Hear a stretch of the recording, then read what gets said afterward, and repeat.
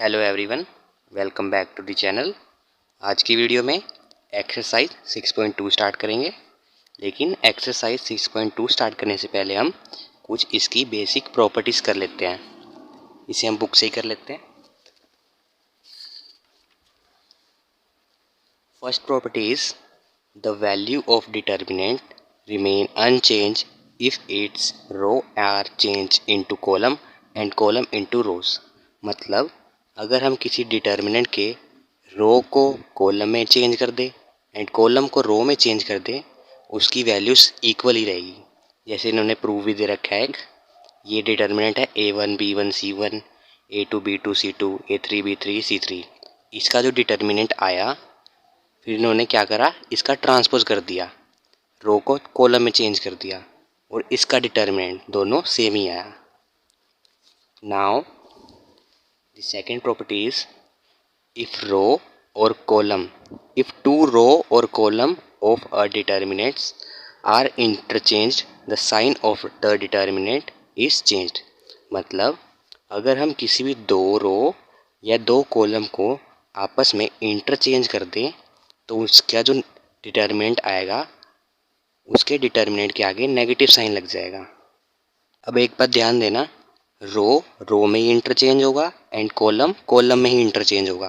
पिछली प्रॉपर्टी में रो को कॉलम में इंटरचेंज करा था, लेकिन इस प्रॉपर्टी में रो में इंटरचेंज होगा, कॉलम कॉलम में इंटरचेंज होगा। जैसे इन्होंने एक एग्जांपल दे रखा है, ये एक डिटर्मिनेंट है, इसका डिटर्मिनेंट। अब इन्होंने क्या करा, फर्स्ट रो को एंड सेकेंड रो को आपस में इंटरचेंज कर दिया, तो इसका जो डिटर्मिनेंट होगा उसके आगे नेगेटिव साइन लग जाएगा, यानी इस पूरे डिटर्मिनेंट का साइन चेंज हो जाएगा, ये -a हो जाएगा। Now the third property is if any two row और two columns are identical then the value of the determinant is 0। मतलब अगर किसी डिटर्मिनेंट के दो रो या दो कॉलम इक्वल हैं, यानी एक जैसे ही हैं, तो उसका जो डिटर्मिनेंट है वो 0 होगा। जैसे इन्होंने एग्जाम्पल भी दे रखा है, इसमें second row and third row दोनों एक जैसा ही है, A2 B2 B2 C2, तो इसका जो डिटर्मिनेंट होगा वो 0 होगा। Now the fourth property is if each element in a row और column of a determinant is multiply by the same factor then the determinant is multiply by the factor. मतलब अगर हम किसी डिटर्मिनेंट को, जैसे इन्होंने एग्जांपल दे रखा है, एलिमेंट को फर्स्ट रो को k से मल्टीप्लाई कर दिया, तो इसका जो डिटर्मिनेंट होगा वो k इंटू a हो जाएगा। अगर मैं फर्स्ट रो के साथ साथ सेकंड रो को भी k से मल्टीप्लाई करता तो ये k² इंटू a हो जाता। अगर मैं थर्ड रो को भी कर देता तो ये k³ इंटू a हो जाता। अब इसी से एक इम्पॉर्टेंट फॉर्मूला है, ड्राइव हुआ है, ये बहुत इम्पोर्टेंट है, आगे क्वेश्चन में भी यूज़ होगा। k इंटू a का determinant is equal to k की power n into a determinant. अब यहाँ n क्या है, n ऑर्डर। अगर 3/3 का डिटर्मिनेंट है तो 3 आएगा इसके पावर, अगर सेकंड ऑर्डर का है तो यहाँ पावर में 2 आएगा। Now fifth property is if each element of a row और column of a determinant is expressed as the sum of two terms then the determinant can be expressed as sum of two or more determinant।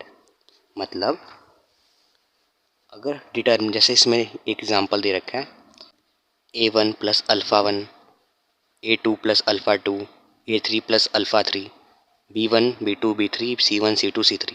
तो हम इसे कैसे कर सकते हैं, A1 A2 A3 यहाँ लिख देंगे, बाकी B1 B2 B3 C1 C2 C3, then plus alpha 1 alpha 2 alpha 3 second determinant में, बाकी ये सब चीज़ सेम ही रहेंगे। इसे हम अलग अलग दो डिटर्मिनेंट बना के सोल्व कर सकते हैं। अब है now evaluation of determinant without expanding, कि हम किसी डिटर्मिनेंट को विदाउट एक्सपेंड करें कैसे सोल्व कर सकते हैं। इसके लिए कुछ बेसिक ऑपरेशन होते हैं, जैसे इंटरचेंज एनी टू रो, दो रो को आपस में चेंज कर देना, multiplication of the element of any row by a non zero scalar, मतलब किसी स्केलर से मल्टीप्लाई कर देना, किसी रियल नंबर से, addition of non zero scalar multiply of the element of any row to the corresponding element of the other row, यानी किसी रो में उस किसी सेकंड रो के को मल्टीप्लाई करके ऐड कर देना। ऐसे भी हम ऑपरेशन लगा सकते हैं। Interchanging of any two columns, किसी दो रो को आपस में इंटरचेंज कर देना। Multiplication of the element of any column by a non zero scalar, किसी कॉलम को किसी नॉन ज़ीरो स्केलर से मल्टीप्लाई कर देना। एंड देन ये भी बिल्कुल रो वाले ऑपरेशन की तरह ही है। अब एक्सरसाइज 6.2 के क्वेश्चन स्टार्ट करते हैं। So first question is without expanding proof that each of the following determinant vanish. Vanish मतलब ज़ीरो, कि इसका डिटर्मिनेंट ज़ीरो है या नहीं। अब मैं विदाउट एक्सपेंडिंग कैसे प्रूव करूँगा।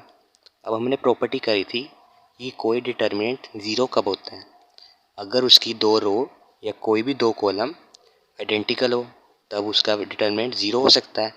तो अब अगर मैं अब आप ध्यान से देखो, सेकंड रो में टू कॉमन आ रहा है, ये सब टू से डिवाइड हो रहे हैं, टू के टेबल में आते हैं।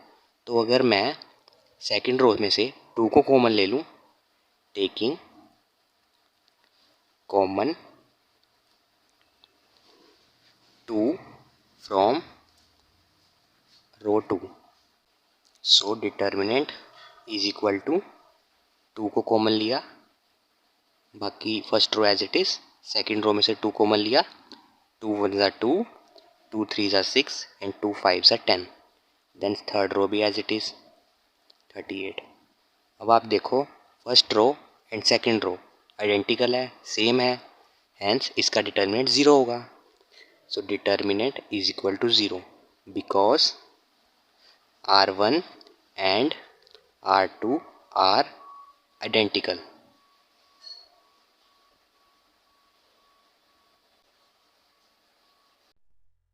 Second part. अब सेकंड पार्ट में आप देखो कि डायरेक्ट कॉमन लेके कोई रो या कोई कॉलम आइडेंटिकल नहीं बन रहे। तो अब हम इसे कैसे करेंगे। अगर मैं कॉलम वन में ऑपरेशन लगाऊं, ऑपरेटिंग कॉलम वन पे ऑपरेशन लगाऊं, column one minus column to.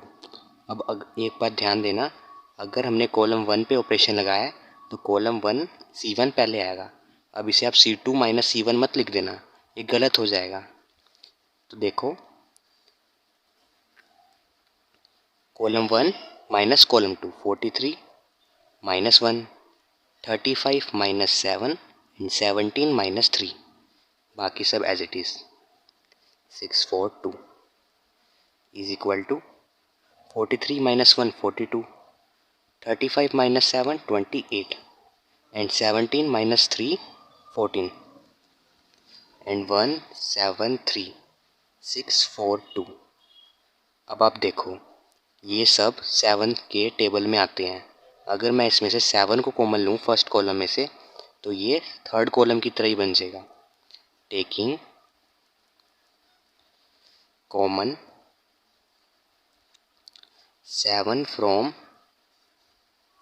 Column one, so ये हो जाएगा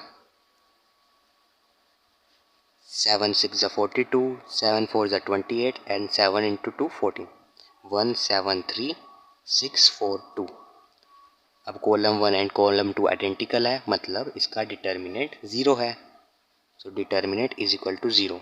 अब रीज़न लिख देना, because column one and column two are identical.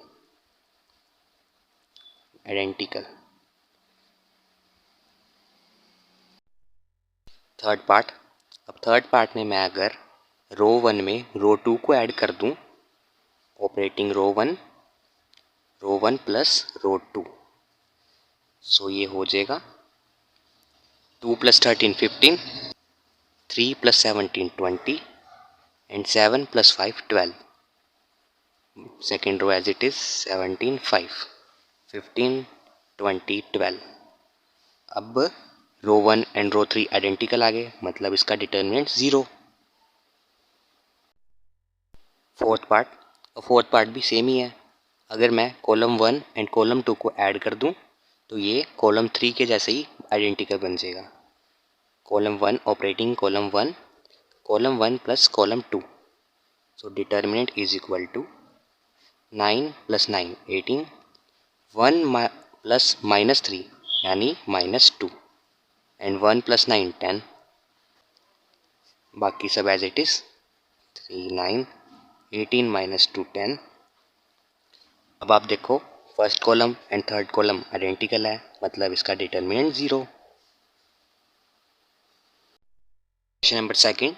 अब क्वेश्चन नंबर सेकंड में भी हमें सेम चीज़ प्रूव करनी है. विदाउट स्पेंडिंग डिटर्मिनेंट का वैल्यू 0 प्रूव करनी है. सो फर्स्ट पार्ट में अब देखो ए बी सी कॉलम 3 में सिर्फ ए बी सी है, तो मैं ए बी सी को कॉमन ले लेता हूँ. Taking common A B C from column 3. So ये हो जाएगा 1 1 1 ए बी सी कॉमन लिया तो ए बी सी बाहर आ जाएगा, बचा 1 1 1. अब कॉलम 1 कॉलम 2 आइडेंटिकल है, सो उसका डिटर्मिनेंट 0 होगा. ब्रैकेट में आप रीज़न लिख देना because column 1 and column 2 are identical.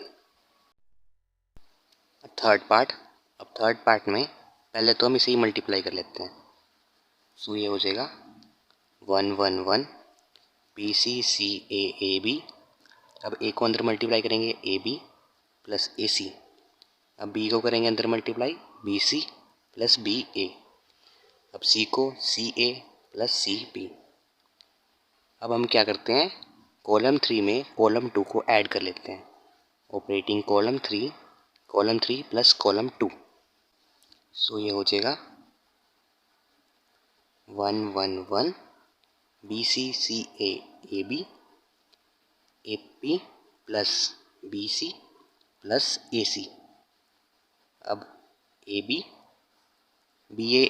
एक ही बात है, कंफ्यूज मत होना. A B plus B C plus C A को हम ए सी भी लिख सकते हैं. अब A B plus B C plus A C. अब देखो इस कॉलम में A B plus B C plus A C तीनों में है, तो मैं A B plus B C plus C C common ले लेता हूँ.